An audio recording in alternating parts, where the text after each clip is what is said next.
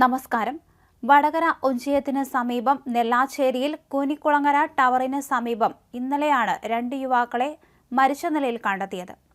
ഓർക്കാട്ടേരി കാളിയത്ത് ശങ്കരന്റെ മകൻ രൺദീപ്, കുന്നുമക്കര തോട്ടോളി ബാബുവിന്റെ മകൻ അക്ഷയ് എന്നിവരെയാണ് മരിച്ച നിലയിൽ കണ്ടെത്തിയത്. ഇന്നലെ രാവിലെ 8 മണിയോടെയായിരുന്നു ഇവരെ മരിച്ച നിലയിൽ കണ്ടെത്തിയത്. ഇവരുടെ കൂടെ അവശ നിലയിൽ കണ്ടെത്തിയ ചെറിയ തുരുത്തി ശ്രീരാഗിനെ ആശുപത്രിയിൽ പ്രവേശിപ്പിച്ചിരിക്കുകയാണ്. ലഹരി മരുന്നിന്റെ അമിത ഉപയോഗമാണ് മരണകാരണമെന്ന് സംശയിക്കുന്നുണ്ട്.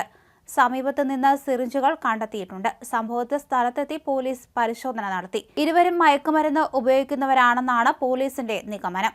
മയക്കുമരുന്ന് ഉപയോഗമാണ് മരണത്തിനിടയാക്കിയത്. ഇവിടെ നിന്ന് ഉപയോഗിച്ചതും ഉപയോഗിക്കാത്തതുമായ സിറിഞ്ചുകളും മരണപ്പെട്ട ഒരാളുടെ പോക്കറ്റിൽ നിന്ന് വെളുത്ത പൊടിയും കണ്ടെത്തി.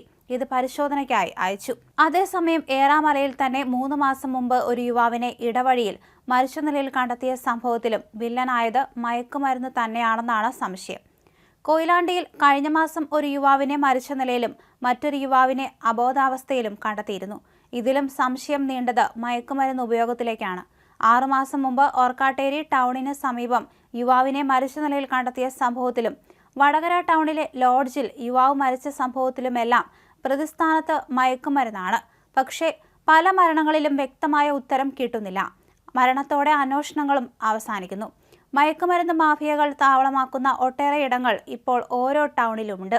നാട്ടിൻപുറങ്ങളിലായാൽ പോലും ഇത്തരം കേന്ദ്രങ്ങളുണ്ട്. ഇവിടങ്ങളിൽ തുടരെ പരിശോധന നടത്തി നടപടികൾ ശക്തമാക്കുന്നതിൽ പോലീസും എക്സൈസും എല്ലാം പരാജയമാണ്.